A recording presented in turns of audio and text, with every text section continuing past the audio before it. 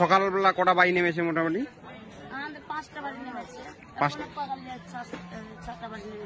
6টা বাড়ি সকালবেলা আজকে। কাকু, আপনার দোকান কত বছর ধরে? 40-45 বছরে আছেন, এখন দোকান ভাঙতে হচ্ছে কেন? নদীর কাটানোর জন্য। এবার তারানগর নামতে নামতে আজকে হঠাৎ রাধাকৃষ্ণপুর নেমে গেল, তাই তো? 6-7টা কটা থেকে নেমেছে?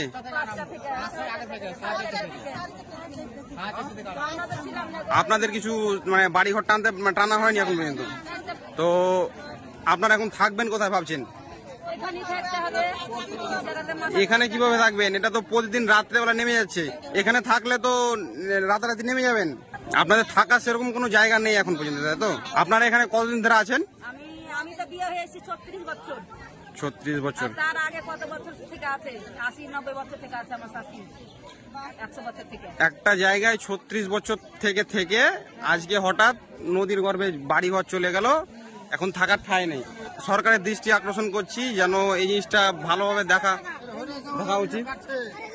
এখনো লাগাতার ভিডিও করতে আছি, লাগাতার কেটে চলে যাচ্ছে এখন পর্যন্ত। এদেরকে কি করবে? নদী কাটছে, এখন নদী কাটছে, আর ওই যে ওই জায়গাটা দেখতে পাচ্ছ, ওই জায়গাটাতে সব পাশে দাঁড়িয়ে দেখছে মজা। তো পুলিশ মারবে না কেন সবাইকে? যদি নেমে যায় তো দায়িত্বটা কে নেবে? সব দায়িত্ব তো প্রশাসনের উপর যাবে। সেলিম ভাই, সকাল থেকে প্রায় 10টা বাড়ি চলে গেল রাধাকৃষ্ণপুরে। তারানগর কাটছিল, এখন রাধাকৃষ্ণপুর চলে গেল। তো কিছু তোমার বলার আছে এতে?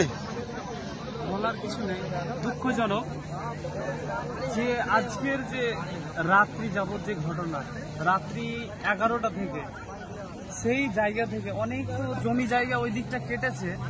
এবারে এখানে একটা আমাদের ফিল্ড ছিল যেখানে যুবক ছেলেরা খেলাধুলা করত, সেটা চলে গেল। তারপরে অনেক প্রায় 10টা বাড়ি নেমে গেল। এই যে সোনার ফসল দেখতে পাচ্ছেন আপনারা, এই ফসল ফলিয়ে সারা দেশকে তুলে দেয়, অন্য তুলে দেয়, সেটা চলে গেল। এই যে আর্তনাদ, অনেক যাদের বাড়ি চলে যাচ্ছে, যাদের জমি যাচ্ছে, আর্তনাদ দেখে কান্না চলে আসছে। খুব দুঃখজনক। এটা নিয়ে কিছু বলার নেই, বলার একটাই, এখানে সরকারের দৃষ্টি আকর্ষণ করছি যে এদের পাশে সরকার এসে দাঁড়াক। এদের কান্না একমাত্র মিটাতে পারে সেই সরকার, সেই সাধারণ মানুষ এসে এদের কান্না মিটাতে পারে না। উপায় একটাই, সরকার এসে এদের কান্না মিটাক। এদের যে আর্তনাদ, এদের যে কষ্ট, সেই কষ্ট মিটানোর একমাত্র উপায় হচ্ছে সরকার। সরকার তো দায়িত্ব এটা। সরকার এত অবহেলিত কেন? প্রায় 5 বছর ধরে এই জায়গা কেটে যাচ্ছে। 1 বছর নয়, গত বছর নয়, অনেক জমি ছিল সেখানে এইরকম ফসল ফলিয়ে রাখে, সেই ফসলের জমি চলে গেছে হাজার হাজার বিঘা। শুধু এটা দেখতে পাচ্ছি এটা নয়, ভিতরে সেই শত শত বিঘা জমি তলিয়ে যাচ্ছে। সেখানে তারা চাষবাস করে, তারা নিজের জীবিকা নির্বাহ করে চাষের মাধ্যমে, সেটাও চলে গেছে। হাজার হাজার বিঘে বাড়ি যাচ্ছে। তারা যে সারাদিন পরিশ্রমের পরে রাত্রিটাতে যে আরাম করবে, সেই বাড়ি কষ্ট করে, আরে দামি দামি খাবার খেতে পায় না, খায় না, শুধুমাত্র বাড়িটা করেছে।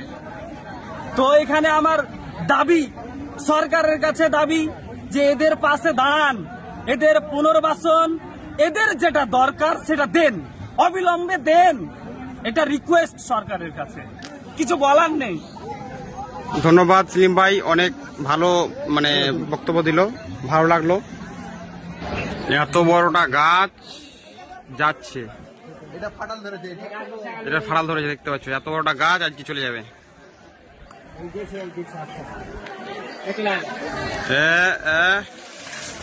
বাড়িঘর নামছে।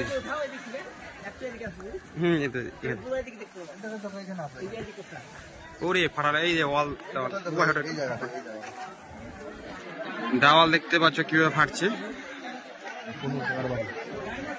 এটা হচ্ছে প্রণবদার বাড়ি আছে,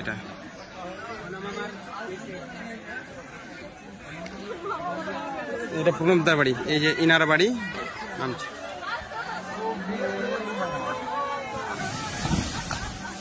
পুরো একটাই চলে গেছে। সব শেষ করে দিল। কাঁদেন না কেঁদেন। চলো চলো ওই চল যাও। এনার বাড়ি আজকে নেমে গেল, তো তার জন্য আর তোমাদের সবাই দেখতে পেলেন। ওটা এবার আমাদের তো বাড়ি রিক্সে পড়ে আলো। এবার নেক্সট পড়বে এদের বাড়ি, তারপর পড়বে এদের দোকান। একে একে রাধাকৃষ্ণপুর থেকে লালগোলা যেতে বেশি দিন টাইম লাগবে না। সবই নিজের চোখে দেখলাম, আর আমার কিছু বলার নেই। 40 বছর ধরে একটা জায়গা থেকে যাওয়া কত কষ্টকর, যারা যাচ্ছে তারাই জানে, আর কেউ জানবে না।